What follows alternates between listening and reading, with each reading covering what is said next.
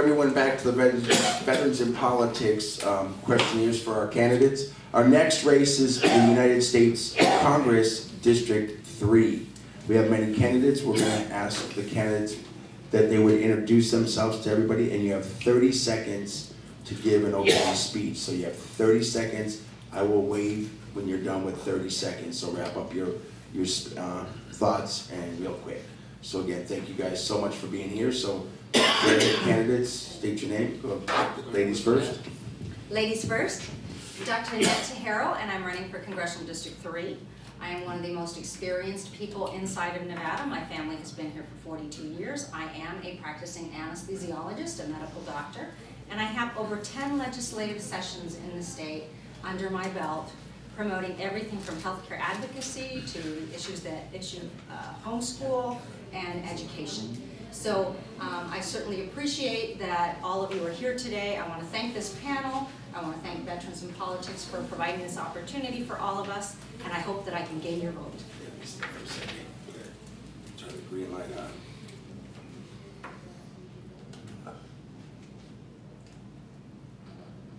You want to do it over, Steve? No. No, it's the next. Fellow patriots, my name will be on the ballot as Eddie MisterMago Hamilton, but as you see, I had to fight the Secretary of State for that. They told me to change it from an A to an O. So make America great once again. They were telling me that is too political. Now, right next to my name is the word R, the letter R, Republican. Now that's a political statement, so that's a ridiculous law. Anyway, I am a Trump Republican. I'm not a Sandoval Republican. I'm not a Rhino. I'm not a Heller Republican. My mission here is to support President Trump. And you know, he's under siege. The first time in our history there's an attempt to overthrow the government of the United States by the highest level of government executive. Thank you.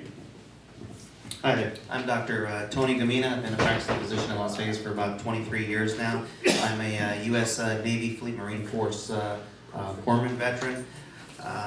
Lived here in Las Vegas for over 40 years. I'm a 50-year-old father of 2 children, 8 and a 7-year-old. My wife is an ex-school teacher. She's got a lot of experience dealing with a lot of different patients, and I think I have a lot to offer. Hi, I'm Steve Schiffman. I define myself as the only independent, moderate Democrat in the group here, or even running on the Democratic side. What does that mean, basically? It means not only did I vote for Jimmy Carter, but Ronald Reagan. I also voted for John McCain, but then Obama. That's because I look at the people, at the issues. I don't look at the party labels. In other words, I use my brain. I say, what's best for the Americans? What's best for the United States? What's best for the world economy and the like? So therefore, as you'll see, I'm a moderate. I don't take things for granted. I'm not an ideologue, but I am a lawyer, so that helps. Thanks. I'm Harry Vickers, running for District 3 U.S. Congressman. I'm a Korean War veteran. I have 40 years experience in the aerospace industry with Cessna, Boeing, and 26 years with Northrop. I've lived through the F-5, the Apollo programs, B-2 program, stealth bomber, and I've been in the construction business following retirement from Northrop. And so I have a pretty broad background, and I'm looking forward to running in the Independent American Party, the IAP, as an independent candidate. Hello, my name is Dave Goossen. I'm an independent candidate. No campaign donations, no political affiliation. My demographic is young and old, male and female. The reason I decided to run is because the two-party system has failed us. Thank you. Pass that back, please. Give another candidate. State your name, you get 30 seconds. Yes, my name is Richard Hart, and I am running for Congress in CD3 as a Democrat. I'm a longtime Democrat. I'm running because I am one of those Democrats who wants to work across the party, across the aisle with the other side. I feel that when both sides come together, we can do things. And I'm not one of those Democrats who will sit back and say I can't work with the other side. I have met several of the candidates on the other side over at Hispanics in Politics, and we had some good conversations, and that's the kind of person I am. Thank you. Alrighty, so we're gonna turn it over to our panelists. They're gonna ask our candidates. You have a minute to answer. They will direct the questions. You guys, panelists, can ask the questions to specific people or to the group. And remember, candidates, you only have 1 minute to which in to answer that question. So again, I'm gonna turn it over to our panelists. Go ahead and state your name, please. Hi, Michael McDonald, VIPI Legislative Council, Family Civil Liberty, Unity, and Restoring Freedom and Reforming Family Courts. I've got a question for Congress is one of the high position in our government, and we have a bill in place for equal parenting called HJ 121. It's one of the root causes of so many social issues: anxiety, depression, mental illness, criminal history, mass shootings, drug use is all occurring because of the breakdown of our family. So if elected, I would ask if you guys would support that, and what would you do for family and criminal law reform? Ooh, you want me to start Is that first? for everybody, sir? Yes, That's Oh, yeah. Yes, if elected to Congress, I would support that bill. And I think we need to do more in our family courts in terms of mental illness and working with families. And I will be supportive and work with the other side to see that we get something done. So yes, I would support it. You know, the family unit is our basic unit in society. We have a lot of issues that come out of family problems. In fact, a lot of the most recent mass shootings involve people that have very dysfunctional, functioning families, and therefore, some of what may have led to their violent lack of impulse control had to do with the basic foundation of the family. It is absolutely important that children have two parents. Even if those parents decide that they cannot live with each other, that should not deprive children of their parents and the ability to be able to form some kind of family unit. So absolutely, I would support that. Thank you. So I too support the concept, and I think parenting is extremely important, but it doesn't have to be from two parents. We live in America with a lot of diversity, so long as children have adult supervision, that is important. As far as criminal justice, I'm for that, but I believe a lot of people should be locked up. We don't want criminals on the street. Now, I represent District 3, which is from Russell Road down to the Colorado River to the Lake Mead area. This is one of the wealthiest districts in the nation. The biggest population, 425,000 voters, okay, District 3 is quite wealthy, but crime is going up there. Kids running around crazy. We need parenting. We need help in family court, in juvenile court. Now, I will support more funding for juvenile court, because most of the crime in Henderson are done by kids running around crazy. Now, I believe in strong parenting. I don't believe in permissive upbringing. So that's where I stand, and criminal justice is important. Thank you. Dr. Tony Gumina again. I would definitely support that, but I believe that one of the biggest problems we have in America is the change in moral ideation, loss of religion and church values, as well as just moral values. And not having a two-parent system in the household is definitely an issue, because a lot of the children grow up with a single mother, no father figure in the family to help guide them and support them, and I do believe you need two parents. But at the same time, I do agree with Mr. Hamilton here that I think that children that are loved from two parents do well in the long run. Our criminal system related to these psychiatric issues are definitely another problem. Need a lot more help with mental health in the United States in general, because that system has just dissolved here over the last 20 years. But I do definitely believe I would support that, and I think that most importantly we need to have a father figure in a child's life, as well as the mother. But I do believe that the fathers have equal rights to having the children as much as the mothers, and not favoring just the mother. Steve Schiffman, I read that Senate resolution, House resolution. You're asking for a constitutional amendment, and I would say no. Why? It's not an issue of dealing with parental rights. They already exist. As a matter of fact, the decision that you're referring to in 2000, in which the Supreme Court said that that law that Washington State did was turned down, unconstitutional, because they said parents have a fundamental right already. What this bill is trying to do is to say it's not in the interest of the child, it's in the interest of the parents. That's what it really comes down to. It has nothing to do with custody hearings. If you look at it, for example, it will say that if you believe that your child should not be vaccinated for polio, but the school system says you should, under his proposal, or not your proposal, but under the question, the parents say, you don't have to do that, you don't have the right. I will determine if my child will die. And I believe that a child's interest is not necessarily the parent's interest. 1 minute. And under this constitutional amendment, that takes away from the child's interest and puts it on to the parents. Now, mental health is a totally different issue. That's not even covered by this bill. I believe in the traditional family. I believe it's a cohesive force in this country.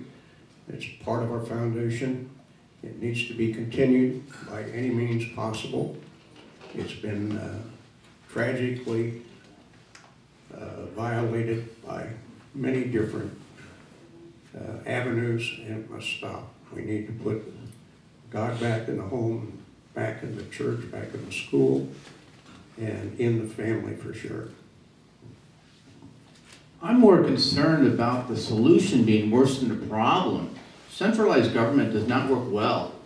The state of Nevada, if they want to get into human services or helping local families, that's the correct way to do it. Federal government can't legislate morality. It is not going to help. It's just going to create more bureaucracy. It's just going to be disastrous like it already is. Thank you. Just leave it and we'll go. We have one more. Yeah, we got one more. Wait, I'm sorry, I apologize. You snuck in there. And around here. I apologize. I need you over here. If you would state your name and Yeah. 1 minute. Good morning. I apologize for my tardiness. As a former Marine, that's not unique in my character. My name is Dr. Thomas Mark LaCroix. I'm running for Congress in the 3rd District. Question, if you will. And to answer your question, it takes a community to raise a child. And in a Christian environment, certainly traditionally a husband and wife or a man and woman to raise children is appropriate. But it seems like in today's society that 2 men, 2 women can raise a child appropriately with, again, with a Christian flair. Thank you. Next panelist, make sure, state your name and your question, please, and if you need to direct it to one or other, go ahead and, or the all. Okay, this is for everybody. George Chehade, thank you again for being with us this morning. There's a ton of things you guys could have done, and thank you for choosing to be with us to answer these questions. On the subject of kids and violence, it breaks our hearts to see the mass shootings, the innocent kids that are being mowed down and killed so mercilessly. What are your thoughts on that? Would teachers having guns help or hurt? And give some comments on that, please. Again, Dr. Thomas LaCroix representing the 3rd District. My feeling on that subject is that there is some thought that with proper training and guidance, there's several prior military people that have become teachers. I became a professor, but I don't know that I would want to carry a sidearm in my classroom. I would feel uncomfortable, but for my own personal protection, it would be appropriate. I think hiring and locating resource officers, number 1, force protection within each of the school systems, and there's some unique tools that can be used in each of the classrooms to assure children's safety. And of course, that's our number 1 goal. Thank you. Richard Hart, running for Congress. I feel we have to do more to protect our children and our teachers in the schools. I don't think arming our teachers is the appropriate way to go. And I think one of the major issues is that we've got to make sure that our young students, 17, 18 years old, do not have access to those weapons. And I feel that that's the biggest part of the problem. But we've got to, as a community, work together to protect the students in our schools. I know a couple of teachers and principals, and one of the things they are dealing with every day is their students are calling before they start classes. they feel that they're not protected. They don't want to go to school. And so we've got to reach out and work with our educators and our students and listen to their needs and how they want to do this. This is their safety. Thank you. Dr. Annette Teijeiro, one of the things that I do not like are gun-free zones. George, that is what has created some of the mass shootings because we have sitting targets. Our children deserve to be under not only adult supervision, but adults that can handle a defense mechanism. That involves people who are educators and are able to carry weapons. For instance, they have CCWs, should not be disarmed in our schools so that our children are sitting ducks. That is a criminality right there. You know, everybody that decides to do a bad thing goes to gun-free zones because people can't defend themselves. We had that happen here October 1st. So yes, I believe that teachers that do know how to carry a weapon, but I also believe that children need to be taught from a very young age about what guns really mean and gun safety. So it's a multifaceted approach. We also need to have safety zones inside a school so that children know where they can go and be safe. Eddie, MisterMago Hamilton, Republican from District 3, Congress. I agree with the good doctor here. The problem here is not gun control. If you've seen the Iranian refugee yesterday, people knew about her. This is also a failure of law enforcement. You know, the kid in Florida, he was visited 12, 18 times in 8 years. He should have been locked up, you know, so there's a failure there. And so it's not just a matter of gun control because Chicago has the most, you know, the hardest gun control in America, and yet people get shot every day. So the law enforcement must be given the authority, the something like a, you know, immunity, and mental health services got to work with law enforcement. See, a lot of these people that were shooting around, they passed background tests. They did not get the gun illegally. So there's a failure right here. So I'm a strong Second Amendment supporter. We cannot be disarmed. So otherwise we're going to get communism here, Nazism. We got to protect our Second Amendment. Sir. Thank you. Dr. Tony Gumina. There's a couple things here. I mean, number one, you know, everybody thinks school shootings have been new. I grew up in Las Vegas. Mr. Pickett was shot down in the classroom right in front of us, and everyone seems to have forgotten this happened in 1981-82. School shooting, and he shot 2 other students at the same time, but nobody thinks about this. School shootings have been happening in Chicago since the 70s and 80s. Chicago had to take massive changes. So what happens in school district Chicago? You go to high school there, you're going through a single entrance, you're going through a metal detector. They don't do clear backpacks, but they search your backpacks there. But now all of a sudden, Parkland, Florida does clear backpacks.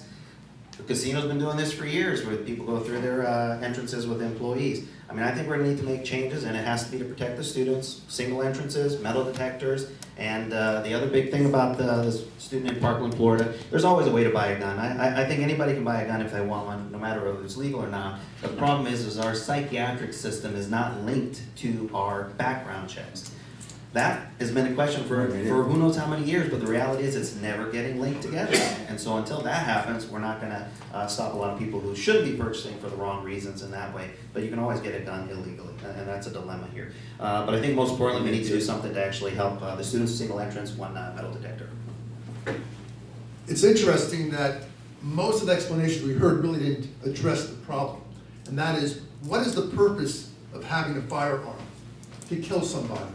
Are you going to say to me that a teacher is going to kill a person who's being attacked with a gun? The reason why you have a gun, the reason why you shoot it, is not to injure a person, but to kill him. That is the reason. And to say for the teacher, you have that responsibility, to me is wrong. And that's not saying that a teacher, if he or she wants to, and if there's proper training and proper oversight, that's another issue. But really, why are you asking Congress this question? Why don't you ask the people who make the decision in Carson City? It's the state legislatures. It's not Congress that has anything to do with this, really. When it comes to gun safety or gun control, for example, in Florida, and I grew up in Florida, the person who did the shooting was a student. If you say no weapons under the age of 21, that would have at least partially eliminated the issue. Number two, you're talking about mental health. Why do people ignore those who are in need? Why do you get these notices, but yet it's ignored? That's the real root of the problem. The question is, should we allow teachers to have guns in school? The answer is they should be trained, and those who want to have guns should have them. I personally have a CCW. I shoot regularly. I'm a member of the Boulder Rifle and Pistol Club. And I believe that proper training and continued practice is very important. I believe also that the problem is not with guns. The problem lies with people and kids who have not had the ability to learn what it's like to see blood and guts or whatever. When people hunt, they realize that bullets do damage, and they see very, very visual effects of a bullet. Kids don't realize that. They see all this stuff on TV. You get shot, you get up, you're on the next TV station. One It's minute. good news. Guns are not the problem. I'm for the Second Amendment without infraction. And I believe teachers should be trained and should have weapons in school if they decide. Well, I carry it. A lot of fun. It's an easy read. 39 pages. Take a look. You got the Second Amendment. You got the 26. Guess what? A little conflicting interest there. One says you can have the gun. The citizens should be armed. The 26 says you can be 18 and vote. Conflict of interest. You start messing with the Constitution. Carson City should handle this problem. The local municipality should handle this problem. Centralized government will not solve the problem. I'm going first. I'm going first. Okay, so my name is Petarra. So my question is going to be very important. You got to listen to it. So Republicans, one thing you disagree with our president's agenda that you would like to change or maybe influence. Democrats, something you agree with our president, nonpartisan or a third party. Your pick, Mr. Goossen. I don't like any of them. I think Trump's doing a great job because of what he says. All I have to do is pick up my phone, look at Twitter. I guess I know what Trump says. I don't have to wait for a press conference or what he's going to do or say. His style is unique and exactly what our country needs. We need someone to come along and say, this is how I feel, this is what I'm going to do. As far as I'm concerned, he's doing great. I don't like the political machine. The Republicans and Democrats, I don't like them because there is no true representation by them. You're a Republican, you're going to do what Republicans say. If you're a Democrat, you're going to do what Democrats say. That's why you need an independent. The truth is, President Trump is not a Republican, he's an independent. He's not been supported by either the Republican or the Democratic Congress. The Democratic Republican Congress as a whole has failed the American people. I think that the one thing the Republicans did in answer to the question that was disastrous was signing a $1.3 million budget, which without regard to reduction of the debt, it's increased the national debt. I think it's tragic. Steve Schiffman again. Keep in mind when I said that I voted for both Obama and McCain, that's because they were right on certain issues. I have to agree that President Trump, foreign policy, for the most part, is on target. And why do I say that? First of all, Israel. I have to believe that Trump made the right decision in saying that Jerusalem is the capital of Israel and should be the capital of Israel. Number two, China. Well, I worked for the U.S. government as an attorney advisor, both overseas and in Washington, and I was on the China negotiating team. And yes, China was violating American intellectual property rights. They were taking advantage of our trade laws. And so when Trump is saying, let's put tariffs on China for punishing them for what they did to us, he's right. I don't know anybody who says that China was not the bad guy.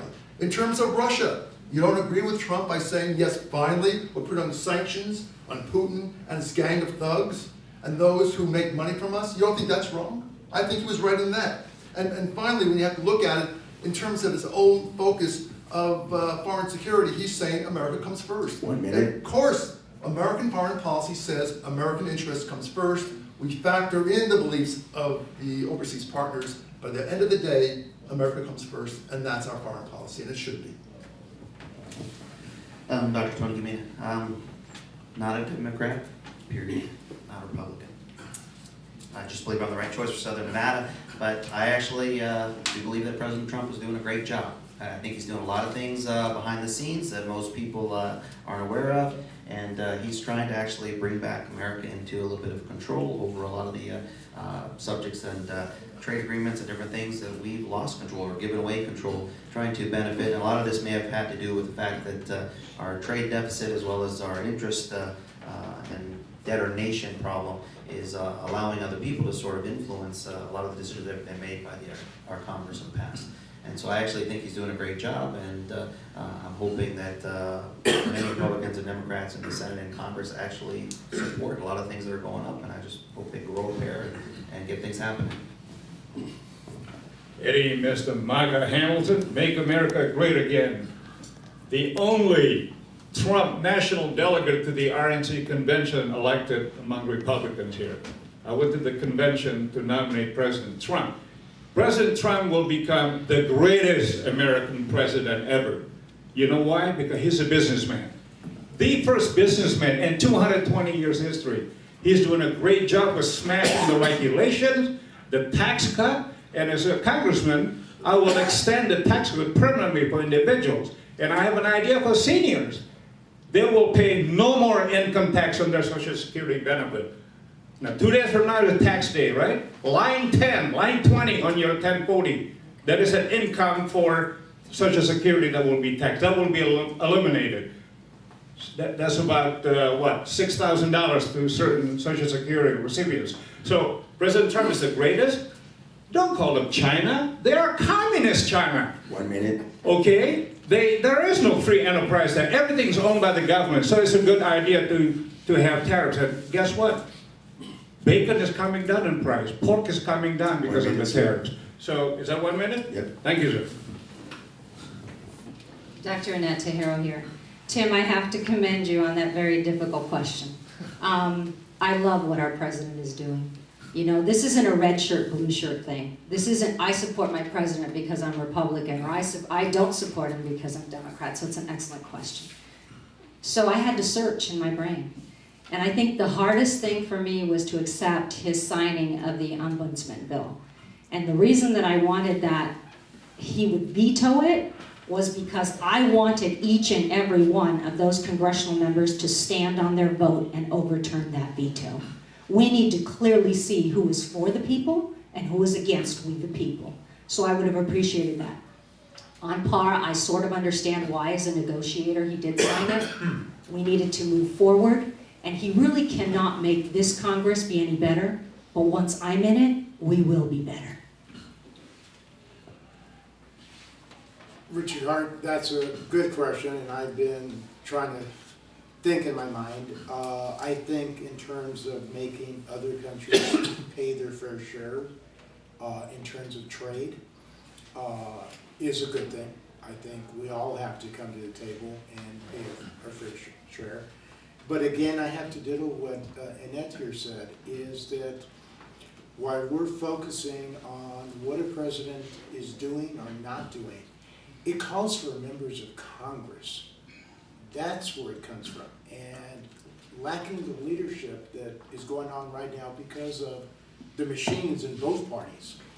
I hope that with this new Congress, I intend, if elected, to work across the lines and be a leader and put the country first above the party.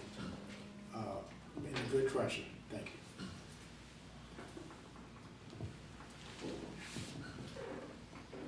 Dr. Thomas LaCroix, representing 3rd District. Our president is our commander-in-chief. That said, I will salute the flag and carry out the plan of the day. Some areas of concern I have, like most, is his continued tweets. I understand his feeling regarding reaching out to his fellow Americans as a means of communicating. but I feel sometimes that goes a bit over the top. Why show your hand if it's not necessary, like playing poker? But he has accomplished a lot of things in a relatively short period of time, and I'm proud of certain things, areas that I would like to see most urgently is immigration reform. 1 minute. Certainly things that are happening in the Middle East, where I served, as well as in Vietnam. I certainly would like to see some drastic changes there, and pulling out of Syria is probably a good thing for us all. Thank you. Lena Ocasio, Airforce veteran. My question is, we currently have $21 trillion in our U.S. debt. I have 2 small children, a 3-year-old and a 7-year-old. I'm sure it's going to be a disaster by the time they're in their 20s and 30s. Do you agree in cutting our spending? And if so, what would you cut? And if you do not agree, who are we going to continue to borrow from? Dr. Thomas LaCroix, 3rd District. Spending is an integral part of what government should be managing better. I think in a couple of departments, and most recently you've seen where health administration, you look at EPA and other agencies, but with the military being so drastically antiquated, I think that our resources are directed in the correct position. What I'm more concerned with is waste, fraud, and abuse. I think we need to take a look at contractors and how they're spending taxpayer money. And I certainly, if elected, that would be one area of my concern. Having spent 14 years working for the federal government, I think I have a pretty good idea, especially in healthcare, what those good points are versus bad. Thank you. Richard Hart. I feel giving tax breaks to the very wealthy is wrong.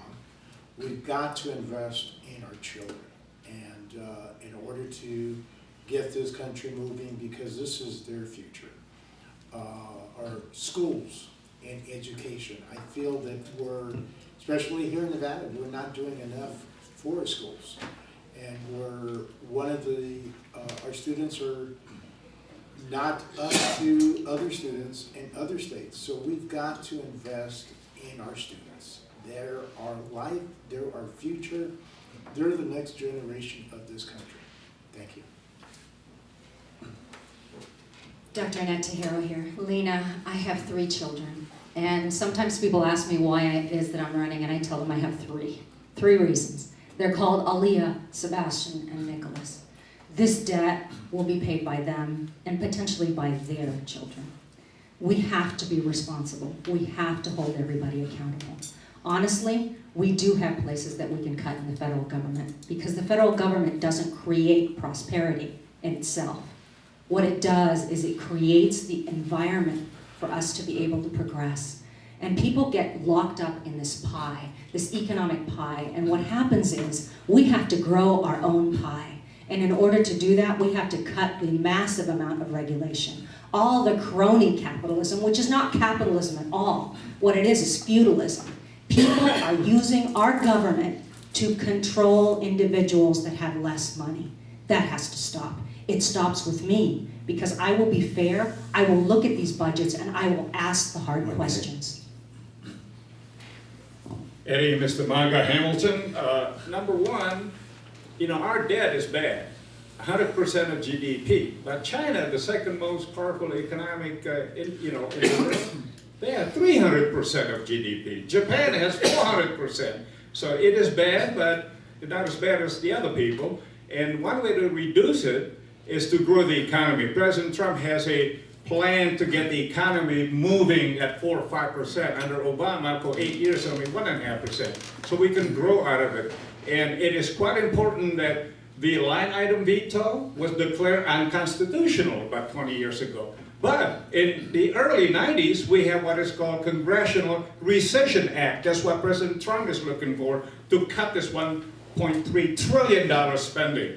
The recession needs only a majority. There's no filibuster, there's no cloture vote of 60 votes. So he's working on that. He's gonna go line item by line item, he and the Congress, and strike it down in the next few 1 months. minute. Thank you. Lena, Dr. Tony Gumina. I myself have a 7 and 8-year-old, and you know, one of the main things that I try to teach them is their piggy bank, and that they have to learn to save. We've grown here in this last 40 years in a miserable economy in the sense of credit cards, living in debt. You can now buy a home without really putting any money down, and so we now have an entire generation of people that are in the idea of, we can have what we want today, and who knows when we'll pay for it, or how much interest it's going to be, or if we're ever going to get it paid off in the first place. And so what happened is we have a country that's doing the same thing.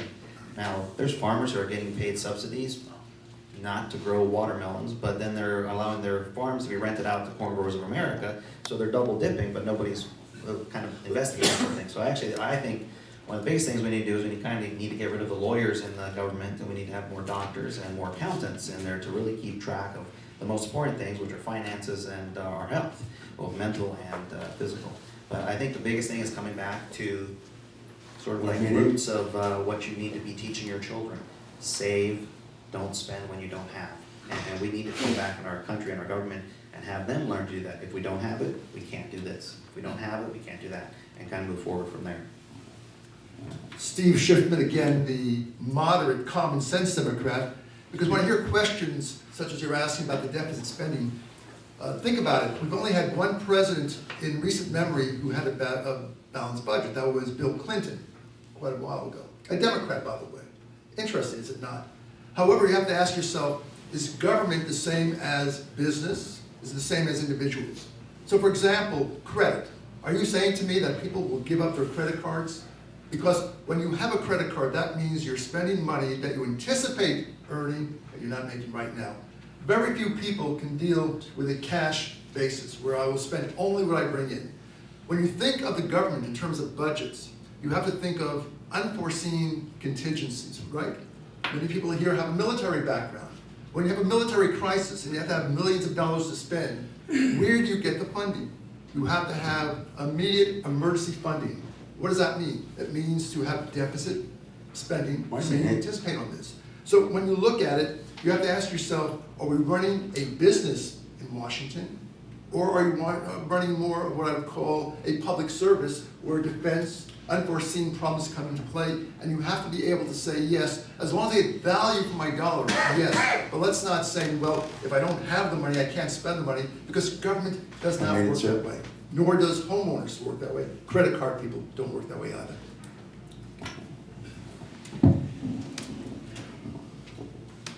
Would you mind repeating your question again? It seems to have wandered around a little bit. Sure. Do you agree with cutting spending? And if so, what would you cut? And if not, then who do we borrow from? Thank you.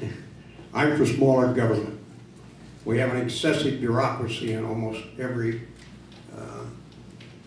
area, all the way from military procurement, which I've had close association with for a number of years. We need to tighten that down. It's too loose. Look at the Veterans Administration. As veterans, we have 360-some thousand employees in the Veterans Administration. We have 132 facilities, major facilities. We have 20 million veterans. We have 5.5 million left from the Korean War, and we've got 9.7 million left from the Vietnamese War. We need to look hard at the veterans who are living homelessly. 30,000 of them, I think, approximately. Of those 30,000, they really don't know the count. We need to run a census. We need to find out who they are, what they are, take care of them appropriately. We need to cut all areas of our spending. You cannot spend more than you take in and survive. All right, get ready, I'm a red pill you. All right, I did this in 40 minutes to explain to people how easy it is to be done. We're talking about the debt, we're talking about government, tax revenue. The correct answer is the fair tax. Everyone pays 21%. The GDP is 18 trillion, it'd be 3.6 trillion. There's your budget. Then what you have to do is you have to take away all the bureaucracy, transportation, and all those departments, and only do it at the state level. You'll save $700 billion. That's how you pay off your debt. It'll never happen in our lifetime, though. Never. Destiny Beavers. So across the country, we're continuing to see huge demand for software developers, computer science, and programs like that. In our schools, only about 65% have STEM programs for the kids. How would you work to ensure that more schools are equipping our kids with things that they need for the future? School voucher. School voucher is the answer there. What happens is when you, the individual, make the choice about what's best for your child, guess what? It's always best for your child.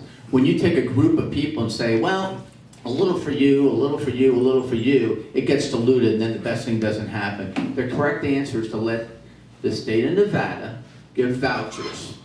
5,000, you'll start getting charter schools, private schools.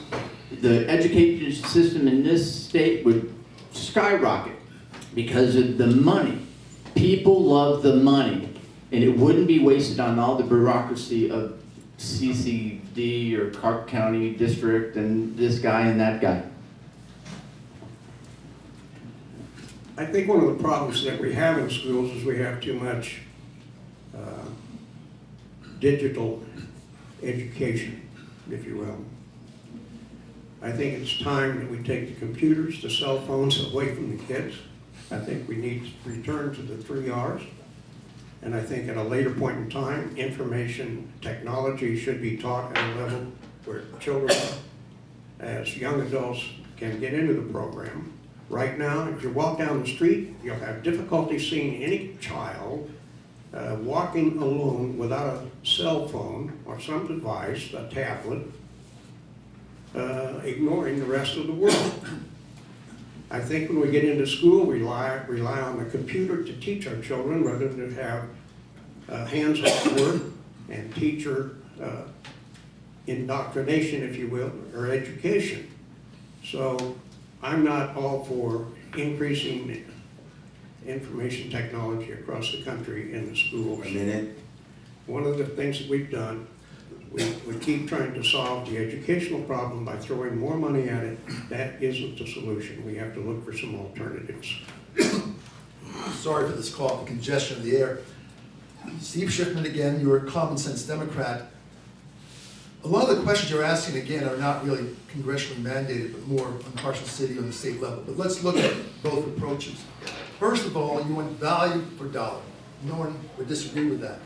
It takes investments. But yet, where do most, in many jurisdictions at least, get their money for education? Property tax. Well, you look at places like in New York, California, where they have a high rate of tax, and they have quality education. They get value for dollars. Nevada says, we have the lowest tax base for property tax. Well, you get what you pay for, my friends. If you don't want to spend money, don't complain about not getting results from it. So what you need to do really is consider, should the property tax reflect the needs of the community? That's number one.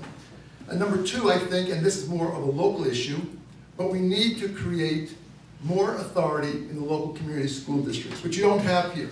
Clark County is a massive, when you think that Clark County is bigger than the state of Connecticut, and you go down to places like Laughlin, they have nothing in relationship to people in Henderson, in Las Vegas, and other areas. So what you have to do is ask yourself, why is the school system here so large where it pays no attention to the local community or the local needs? And that's what it comes down to in your question is, if this district, sub-district, needs computers, let them get it, but at least provide the money through tax base. Dr. Gumina, I think the biggest problem is that we don't have parents that encourage education. As a doctor, I'm probably an overeducated person compared to most people. But I think a lot of it is if you don't have parents that, number one, encourage education and start off with encouraging reading at a younger age to actually determine what they might be interested in, and then allow the kids to move towards those directions. And in regards to more science and computer type backgrounds and stuff. The problem is we don't encourage that either. I mean, right now there's other things where they're teaching coding for these kids to learn how to code, but really the coding is to actually make more programs for Apple and your Android instead of actually being more engineers.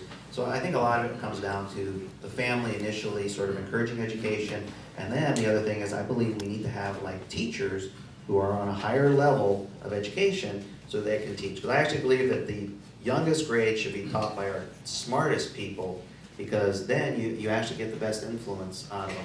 Your older grades can be taught by, I'm going to say more average teachers, but the reality is you've got students who are motivated at that point in time. So you need the best start early on. And I think it comes from the house as well as from the education system. Education dollars do not equal intelligence. And I think you have to have both a family support as well as a good school system. So it's not just one thing. Again, Eddie, Mr. Maga Hamilton, I'm proud or happy to be between Dr. Annette and Dr. Tony. So if I have a stroke, I'm in good hands. Okay, number one, the reason education is bad around here is because half of Clark County kids don't speak English. They don't read English. What the hell do you expect? If you go to Russia, you probably won't graduate either. Okay, half of the people in Clark County, half of them are illegals almost. So that's basic. So you can throw $1 trillion, nothing will happen. Okay, now, as far as STEM, I have 2 college degrees. My background is manufacturing engineering. So what we did is more focus on technical area. For example, grant to offer apprenticeship. Okay, not everybody wants to go to college. College is detrimental. College is a communism now. It's a liberal arts gulag where they indoctrinate people to hate America.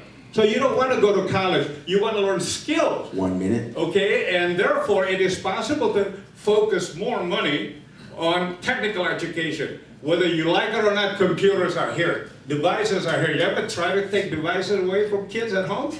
They won't eat. And you think it's worth the headache? You got to know how to raise kids. You got to deal with it 1 minute, and sir. make it better. Thank you. Dr. Annette Teijeiro. So Destiny, yes, one of the things that we have fundamentally wrong in our Department of Education is the lack of focus of resources. Innovation is extremely important for us to be able to survive and to prosper as an economy. So on the federal level, I know that my colleagues talk more about the Clark County School District, and I want to reiterate that. According to our Constitution, it is the states that need to take care of public education. However, it is very important that all of those states have access to a maximum database of what everybody does wrong and what everybody does right. So therefore, we need to have a Department of Education that says, hey, you know what? Nevada is doing X, Y, Z correctly. They may have everything else wrong, but they have this right.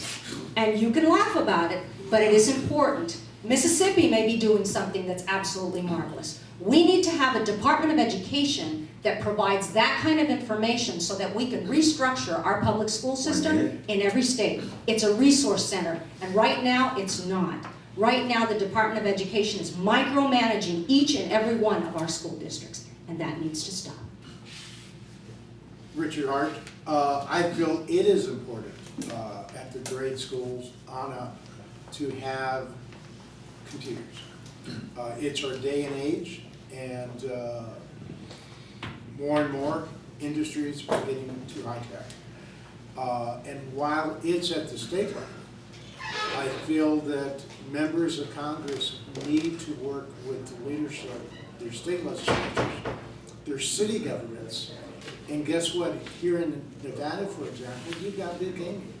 And bring them to the table, and let's start putting computers into our schools. It is worth the gaming industry's benefit, because these are young kids who are going to become young adults and are going to be working in gaming or high-tech areas. That's the way of our future. So I feel that we need to get our community involved, and on the federal level, we need to work with our state legislatures and our city government and our county government.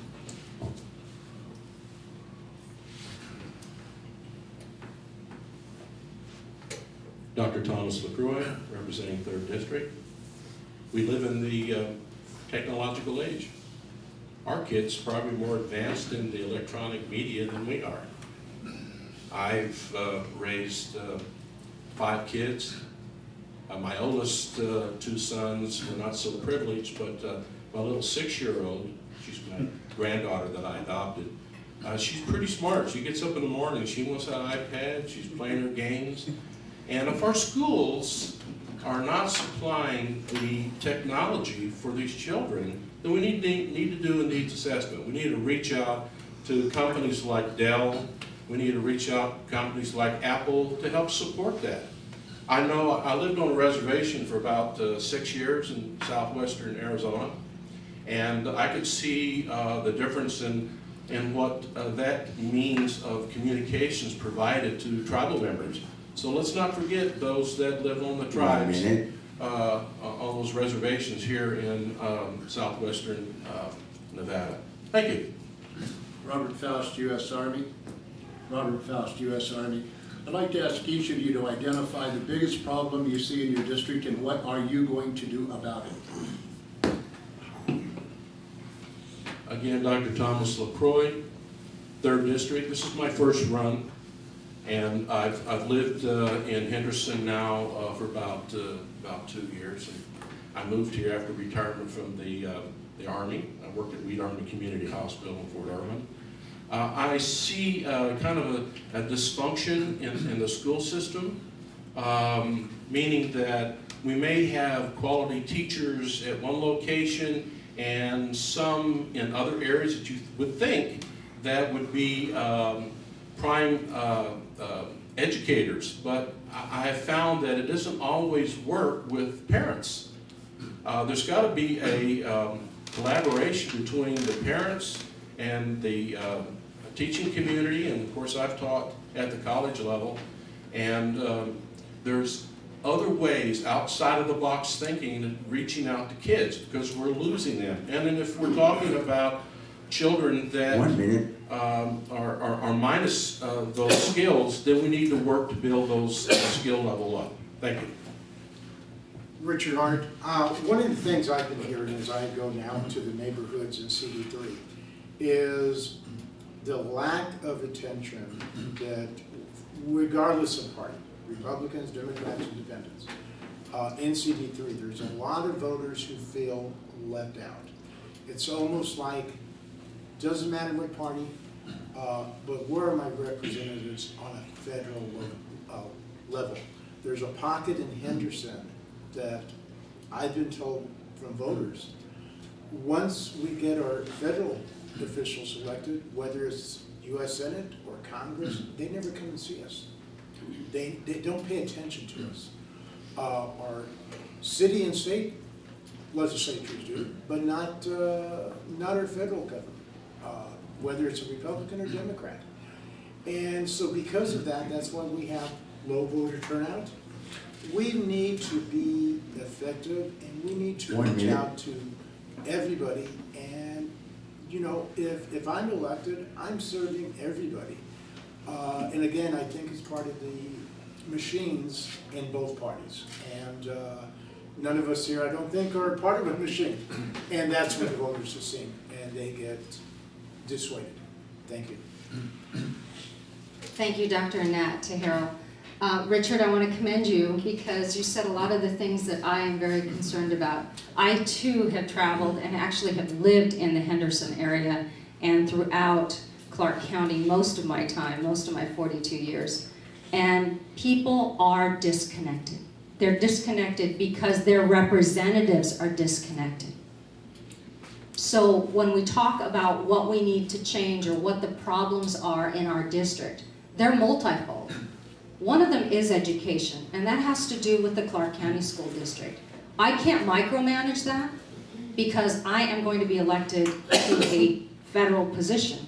However, as I spoke to Destiny's issue and problem, if we restructure the Department of Education, if we make them accountable and make them get the money down to the classroom, which is where we need it, then we can address that. And as far as the apathy, it's really sad. It is sad that we see foreign nationals more interested in our election process than American United citizens. And I plan to change that by being able and being officially in contact with people inside of the district. Thank you. Again, Eddie, Mr. MAGA Hamilton, I am the only relentless Trump warrior in this race. Okay, I support President Trump 1,000%. Now, District 3 is, relatively speaking, the richest congressional district in Nevada, with the most active voters of 420,000.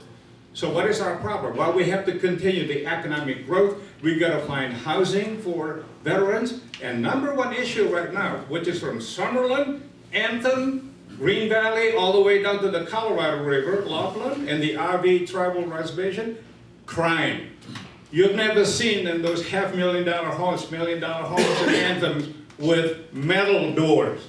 Okay, crime is tremendously rampant, and we got police people earning $500,000, but I don't know where they're at. So, you see, Henderson residents pay taxes more than anybody else.